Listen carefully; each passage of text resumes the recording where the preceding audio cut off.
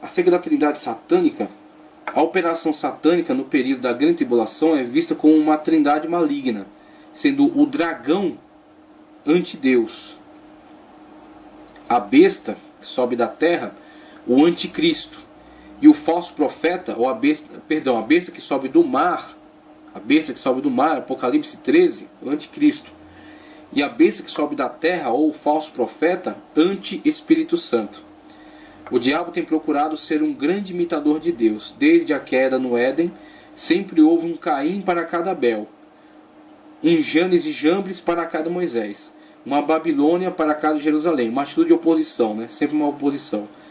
Um Herodes para cada João Batista e um Nero para cada Paulo. Assim Satanás quer ser Deus. Um anticristo querendo destruir o mundo que Cristo quer salvar. E um anti-Espírito Santo para operar astutamente no coração dos homens, onde o Espírito Santo anela fazer a obra de Deus. Aí vemos sempre a atitude de oposição, né, de Satanás a Deus. Cristo veio ao mundo não para condená-lo, mas para salvá-lo. A besta virá ao mundo a fim de condená-lo eternamente. Essa é a atuação da tríade satânica. O Espírito Santo sela os crentes para o dia da redenção. Carta de Paulo aos Efésios 1, 13 ao 14, Apocalipse 7, 1 ao 8, também o 14, 1 ao 3. O falso profeta sela seus seguidores para o dia da perdição. Apocalipse 13, 16, 14, 9 a 11. Deus usou Elias para fazer fogo cair do céu, conforme 1 de Reis 18, 24. Satanás usa a besta para fazer fogo cair do céu, também Apocalipse 13, 13. Cristo é visto em Apocalipse 19, 12 com muitos diademas, símbolo de realeza. A besta é vista no capítulo 13 com 10 diademas. Cristo aparece no capítulo 19 montado num cavalo branco. A prostituta aparece no capítulo 17 montada numa besta. Cristo morreu e ressuscitou. A besta será ferida de morte, Apocalipse 13, mas receberá a vida do dragão, Satanás. Aí temos sempre a atitude de oposição, Satanás colocando algo, plagiando algo da parte de Deus e colocando como oposição a ele. Tá certo? Então vemos aí esta guerra que se estende desde antes da nossa criação, tá certo? Desde antes de Gênesis, a criação do nosso mundo e a nossa criação, desde antes disso, e terá a sua conclusão no tempo escatológico. No tempo escatológico, quando o diabo terá esse período final, tá certo? Terá esse período final, se voltará totalmente contra Deus, lançará contra ele todas as suas forças, os seus aliados, e tentará atingir não o próprio Deus, mas aqueles que fazem parte do projeto de Deus, perseguindo aqueles que rejeitam o sinal e depois lançando toda a sua atitude ofensiva contra Israel, o grande projeto de Deus, a nação eleita de Deus. Então vemos aí toda a sua ação, todo o seu planejamento e toda a sua oposição, né, lançando sempre algo plagiado da revelação de Deus, algo plagiado da forma de Deus agir, colocando em oposição a ele, tá certo? O anticristo. Assim como Cristo foi a encarnação do que há de melhor neste mundo, o anticristo será a encarnação do que há de pior entre as nações. Se existe homem ímpio e violento, o anticristo será prodigiosamente violento e desavergonhadamente ímpio. Como já vimos, ele é a própria besta que emerge do mar, Apocalipse 13. O mar representa a grande e desassossegada massa da espécie humana, Apocalipse 17, 15. O anticristo fará oposição a tudo quanto é direito. Haverá de exaltar-se acima de tudo que é chamado Deus, segundo Tessalonicenses 2:3, e exigirá adoração tal como os antigos imperadores romanos exigiam no culto do imperador. Por essa razão, alguns chegaram a pensar que ele é o próprio Nero, e aí tem aquela lenda do Nero Redivivus, né? Que haverá de reencarnar como um homem do pecado. Seu aparecimento será no poder de Satanás, e ele fará muitos prodígios da mentira, segundo Tessalonicenses 2:9 ao 10. Ele ocupará o templo de Deus em Jerusalém e exigirá adoração. No anticristo haverá destilada a própria essência da blasfêmia. Tudo indica que ele operará muitos milagres científicos, os quais supostamente eliminarão a necessidade de crer ou prestar lealdade a qualquer Deus invisível, já que ele será o falso Cristo de Satanás. Aí temos a mistura entre ciência e mística, né? A questão científica hoje tenta separar esses lados, mas na verdade, desde já existem muitos que misturam ciência, conceitos científicos, com conceitos ocultistas, né, com conceitos místicos. Temos diversas pessoas hoje que já fazem isso, e isso será mais, se desenvolverá mais ainda durante a época da atuação do falso profeta, que atuará como alguém que realizará sinais, realizará milagres, fará descer fogo do céu e com certeza também fará uso de todo o desenvolvimento científico que haverá disponível na época, os quais supostamente eliminarão a necessidade de crer ou prestar lealdade a qualquer Deus invisível, já que ele será o falso Cristo de Satanás e estará visivelmente colocado diante dos homens, exigindo adoração para si. Então eliminará essa questão do conceito da fé, né, num Deus invisível, um Deus que se relaciona com ele por meio da fé, e imporá o conceito da adoração de um Deus visível, um Deus presente fisicamente, que será exatamente o anticristo. O falso profeta promoverá a adoração ao anticristo. O anticristo será alguém presente, inclusive alguém que participará de certos sinais, que plagiou, que imitou do Cristo, o nosso Senhor. Quando a besta que sobe do mar, o anticristo, será morto, será ferido e morrerá, mas será ressuscitado pelo falso profeta, realizando assim um grande prodígio, um grande sinal para todas as nações que se aliarem a ele. É crível que o anticristo estabelecerá uma força-tarefa para eliminar qualquer necessidade de alguém querer conhecer o Cristo de Deus, com certeza, né? Por essa razão perseguirá a igreja, ou os crentes que ficarem para a grande tribulação. E até os judeus piedosos serão objetos de sua cólera pervertida. Ele trará uma série de engano a toda a humanidade, e muitos, especialmente a juventude, o seguirão com um senso de realização. Inversão de valores. Assim como Jesus Cristo foi Deus encarnado, assim também o anticristo será a encarnação de Satanás. Assim como Cristo foi rejeitado pela maioria, assim o anticristo será quase universalmente aceito pela humanidade. Assim como Cristo saiu a fazer o bem, do mesmo modo o anticristo sairá ao redor praticando a maldade. Cristo chamou Satanás de príncipe deste mundo. E no tempo da tribulação isso será uma verdade claríssima, porque Satanás virá a ser adorado diretamente, mas também indiretamente por meio de seu anticristo. O anticristo será tão feroz que todos os inimigos do passado parecer-se-ão crianças inocentes em comparação a ele. Ele atuará com uma sabedoria imensa e por isso terá o controle de tudo. Vivemos na era da informática e através do computador ele controlará tudo. Tudo está sendo desenvolvido para esta época. Até mesmo a religião será controlada, a ponto de não poder haver outra senão a adoração à besta. Em princípio, os judeus serão favorecidos por ele, por meio de uma aliança com duração de 7 anos, conforme Daniel 9:27. Entretanto, como o diabo não tem palavra, e enganar é o seu ponto forte, inclusive Cristo diz que ele é mentiroso desde o princípio, no meio dos 7 anos ele quebrará a aliança, ou seja, a aliança será firmada para 7 anos, mas no meio do período será quebrada. Com isso temos o primeiro período, falsa paz. O segundo período, com a aliança já rompida, a grande tribulação, perseguição para Israel e o derramamento da ira de Deus sobre Satanás e sobre os seus adeptos. No meio de 7 anos ele quebrará a aliança e desencadeará uma terrível perseguição contra os judeus, que serão socorridos por Cristo, que descerá do céu montando um cavalo branco. No final da grande tribulação ele exibirá milagres científicos que deixará atônitas as mentes dos homens. Sua sabedoria será tão grande que reis e nações se prostrarão diante dele. Sua folha de serviços e realizações será impressionante, sobretudo no campo das realizações pessoais e diplomáticas. Ele parecerá um ser divino aos olhos de todos, e por isso o adorarão, segundo Tessalonicenses 2:4.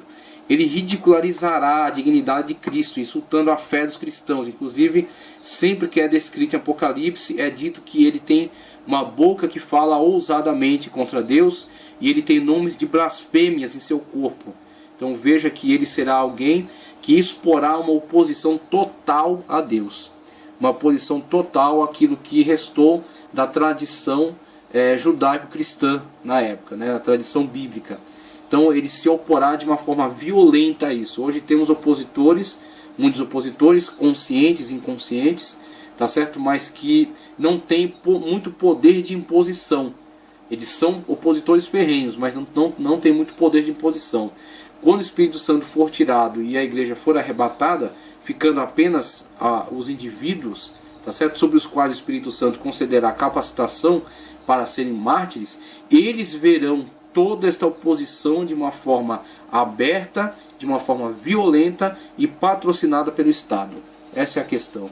Tá, ok? Então aqui será a atuação total do anticristo, de toda a sua ira. Sobretudo no campo das realizações pessoais e diplomáticas. Ele parecerá um ser divino aos olhos de todos, e por isso o adorarão. Ele ridicularizará a dignidade de Cristo, insultando a fé dos cristãos, tal como fez Bar Koba, um falso messias do segundo século.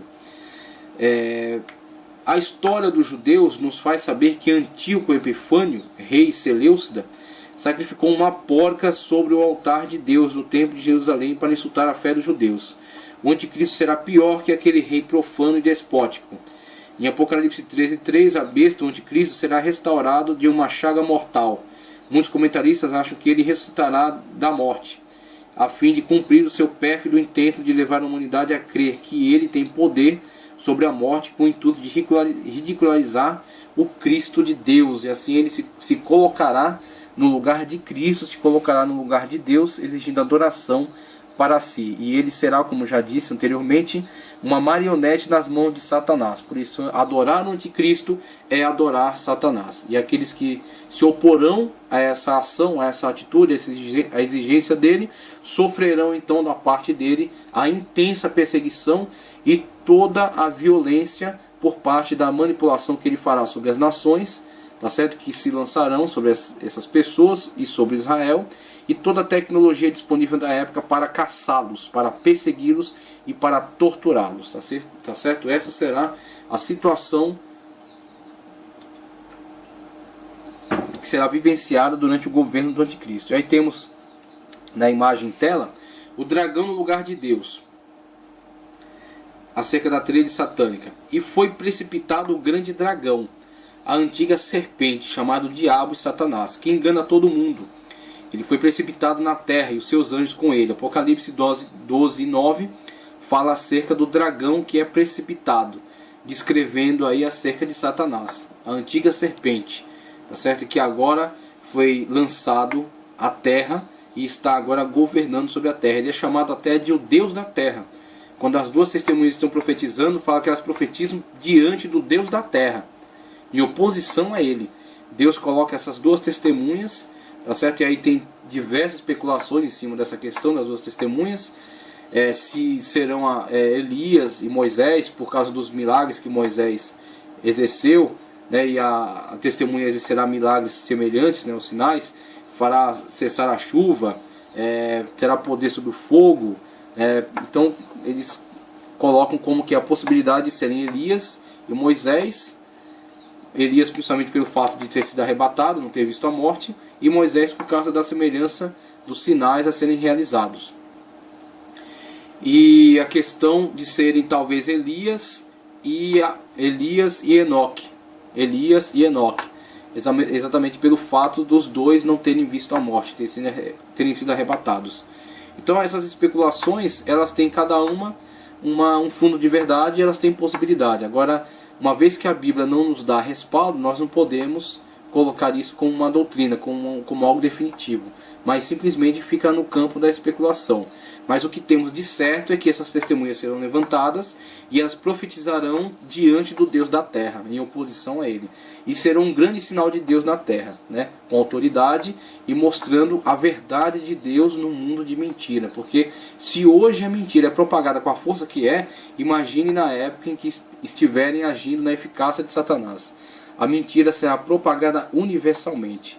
E o anticristo se colocará em oposição a Deus, em oposição a toda a obra de Deus, em oposição a Cristo, de forma extremamente violenta, tá certo? Incentivando essa violência contra Deus e contra todos aqueles que são seus seguidores, Tá certo? Então esse será o quadro da época. O falso profeta no lugar do Espírito Santo, e vi subir da terra outra besta que tinha 2 chifres, semelhante aos de um cordeiro, e falava como dragão. O seu pronunciamento, a sua autoridade, a sua forma, né, o seu porte, a maneira de se portar, de se comportar, será na autoridade do dragão. Tá certo? O dragão lhe fornecerá toda a autoridade de atuação. Apocalipse 13:11. Todos os líderes religiosos mundiais ver-se-ão surpreendidos com um acontecimento que só era aguardado pelos santos do Senhor, que é o arrebatamento da igreja, que trará confusão a todos os conceitos religiosos. Primeiramente, a religião da nova era já tem misturado todos os conceitos, tem relativizado as religiões. Num segundo momento, o arrebatamento surpreenderá, tá certo? E aí virá as desculpas que serão propagadas, que já estão sendo propagadas hoje, tá certo? Por exemplo, a questão dos ufólogos, que tem propagado a questão, a pesquisa, o estudo acerca de extraterrestres, tá certo? E talvez esta será a grande desculpa da época. Olha, os extraterrestres vieram e levaram uma parte da população que estava atrapalhando o progresso, uma parte de pessoas retrógradas, de pessoas antiquadas, que estavam atrapalhando o progresso da humanidade. E agora nós podemos avançar, nós podemos melhorar, progredir intensamente, porque foram retirados esses que estavam atrapalhando. E quando então for proposta, né, o sinal da besta for implantado, aqueles que rejeitaram o sinal serão vistos como que refúgio daqueles que foram tirados pelos extraterrestres. Então essa é uma proposta, por exemplo. É possível que haja essa propagação no tempo escatológico após o arrebatamento. Tá, ok? Mas temos aí esse personagem, a besta que sobe da terra, colocando-se então como o líder máximo da adoração ao anticristo, um Deus agora que não é necessário uma fé sobrenatural para adorá-lo, porque ele estará presente fisicamente, e o anticristo realizará sinais que mostrarão ser o anticristo, este personagem que ele está propagando. Esta será a oportunidade para que o falso profeta assuma o que já vem sendo construído, a religião universal da besta. E aí temos a besta que sobe do mar no lugar de Cristo. O mar. Na Bíblia, o mar bravio é a tipificação das nações gentílicas. Todo que não é judeu é gentil. Isaías 17, 12 e 13. Vemos então a imagem, né, a tipologia do mar, colocando como que as nações. O mar revolto como que um símbolo, uma tipologia para as nações. A besta é simbolizado por uma besta, que nada mais é do que um animal feroz e selvagem. A atitude, né, que este personagem terá em relação a Cristo, em relação a Deus. Exatamente as características que assumirão o seu reino sobre a terra. Fala da brutalidade, da selvageria com que perseguirá primeiro os que ficarem dentre os cristãos. E aí temos desde o período chamado Falsa Paz, os primeiros 3 anos e meio, na abertura dos primeiros 4 selos, as características do seu governo e a sua agressividade contra aqueles que não aceitarem o sinal. Mesmo que durante os primeiros 3 anos e meio haja um pacto com Israel por causa da construção do templo, né, a forma como Herodes ganhou os judeus no tempo deles e a forma como o anticristo ganhará os judeus no seu tempo, através da reconstrução do templo de Jerusalém, tá certo? Mesmo que haja um pacto com Israel, aqueles que ficarem da igreja já estão sendo perseguidos.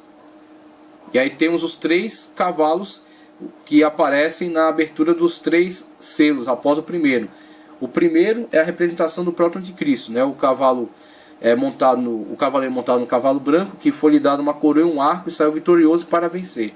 Aí já é o início do governo do anticristo. Os 3 próximos selos é a implementação do seu governo, através do cavalo vermelho, o preto e o amarelo, tá certo? Guerra, peste, fome e controle, tá certo? O cavalo preto que tem a balança, controle sobre a alimentação, controle sobre tudo. Como se implementará esse controle? O sinal da besta. Aqueles que participam do sinal têm todas as benesses. Aqueles que rejeitam o sinal, escassez, tá certo? Rejeição, controle, tá certo? Impedimento de participar das benesses do governo e perseguição ferrenha, tortura, tá ok? E aí temos guerra e peste. Então temos aí, já no período da falsa paz, A perseguição àqueles que ficarem da igreja. As espigas caídas, conforme é tipificado. Tá ok? E aos rabiscos, ou seja, aqueles que nascem durante a grande tribulação, que nascem para a fé. Tá certo? E aí temos no final, depois, ao final do primeiro período de 3 anos e meio, no meio da semana de 7 anos, tá certo? A semana a chamada última semana, a 70ª semana, que é 7 anos, ao final dos primeiros 3 anos e meio, quando o pacto for quebrado e o anticristo exigir a adoração a ele mesmo como um Deus, e então os judeus rejeitarem, aí virá o período chamado Grande Tribulação. Provavelmente os indivíduos que ficaram da igreja, os que nasceram durante a tribulação, estarão quase que todos mortos diante da perseguição, diante do martírio, e virá então a perseguição sobre os judeus, a intensa perseguição sobre os judeus, a perseguição àqueles que permanecerem, que continuarem, dos cristãos, aqueles que aceitarem a Cristo, tá certo? E a chamada ira de Deus, o derramamento da ira de Deus sobre Satanás e sobre seus adeptos. Tá ok? Então temos aí a besta atuando nesse período, simbolizado por uma besta, que nada mais é do que um animal feroz e selvagem, exatamente as características que assumirão o seu governo sobre a terra. Fala da brutalidade e da selvageria com que perseguirá primeiro os que ficarem dentre os cristãos e que não aceitarem o sinal, e depois de 3 anos e meio o povo de Israel que rejeitar adorá-lo como um Deus, tá certo? Conforme será promovido pela besta que sobe da terra ou falso profeta. E aí temos na continuidade, capítulo 14, o terceiro parêntese, grandes anúncios. Primeiramente 14, Apocalipse 14, 1.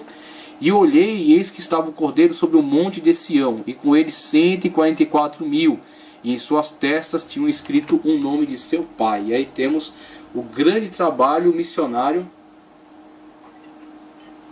realizado pelos 144.000 fiéis de Israel, que aceitaram a Cristo e que se propuseram a serem propagadores da sua mensagem durante o pior período, o período da tribulação, o período da 70ª semana de Daniel. Serão então propagadores da mensagem durante esse período de grande batalha, grande guerra. E vemos eles aí coroados com a vitória em Cristo Jesus. Apocalipse 14, 6. E vi outro anjo voar pelo meio do céu, e tinha um evangelho eterno, ou seja, o evangelho da salvação em Cristo Jesus, porque Evangelion é boas novas de salvação, e o evangelho eterno consiste na salvação em Cristo Jesus. Ou seja, permaneçam fiéis, não aceitem a marca do anticristo e serão salvos por Cristo para viver com ele eternamente. O evangelho eterno para proclamar aos que habitam sobre a terra, em toda nação e tribo e língua e povo. A toda nação e tribo e língua e povo. Apocalipse 14, 8. E outro anjo seguiu dizendo: caiu Babilônia, aquela grande cidade que todas as nações, que a todas as nações deu a beber do vinho da sua ira, o vinho da ira da sua prostituição. Vemos que por mais que os governos se diferenciem e assumam diferentes características ao longo da história, todos eles podem ser resumidos num conceito unificado, um conceito só. E esse conceito chama-se Babilônia. Os governos, nas suas diferentes bandeiras, nas suas diferentes políticas e ideologias, são todos alimentados por este espírito, são todos alimentados por esse conceito de oposição a Deus, chamado Babilônia. Tá certo? Babilônia é a oposição a Deus, a oposição à verdade de Deus. Tá certo? Então essa característica de rebeldia é compartilhada por todos os governos, e enfim, no tempo escatológico, quando eles caírem e quando for implantado e instaurado o governo de Deus na terra, será antes disso anunciado a queda de Babilônia. Por isso que a queda de Babilônia é o prenúncio da queda de todo esse governo corrupto que tem se instaurado em todas as nações. Quer ela adotem a ideologia que adotem, né? Capitalista, socialista, a característica que adotem. Apocalipse 14, 9 ao 10. E seguiu-se o terceiro anjo dizendo com grande voz: se alguém adorar a besta e a sua imagem e receber o sinal na sua testa ou na sua mão, também este beberá do vinho da ira de Deus, que se deitou não misturado no cálice da sua ira, e será atormentado com fogo e enxofre diante dos santos anjos e diante do Cordeiro.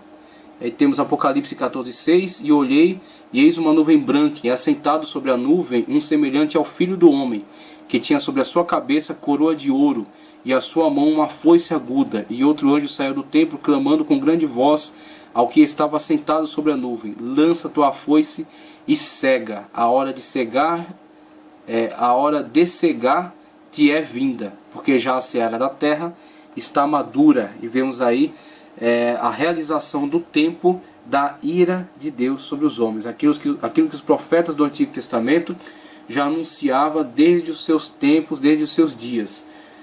O dia do Senhor, o chamado o grande e terrível dia do Senhor, quando então o Senhor dará a retribuição daqueles que ao longo de tanto tempo, ao longo das eras, manifestaram atitude de rebelião, atitude de rebeldia em relação à sua palavra.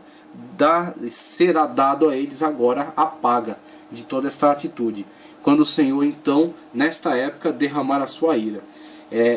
Quando fala acerca dessa cega, quando fala acerca de estar madura, é porque chegou o tempo da retribuição. Então toda essa maldade que temos visto se propagar na terra, para a qual muitas das vezes nos falta explicação, né? Como pode tanta maldade, como pode tanta perversidade, tanto pecado, tanta injustiça. Veremos que chega agora, neste momento, a retribuição a tudo isso. E aí, após, vamos ver na próxima aula acerca das taças. As taças são exatamente a caracterização do tempo do juízo de Deus, o derramamento da ira de Deus na grande tribulação.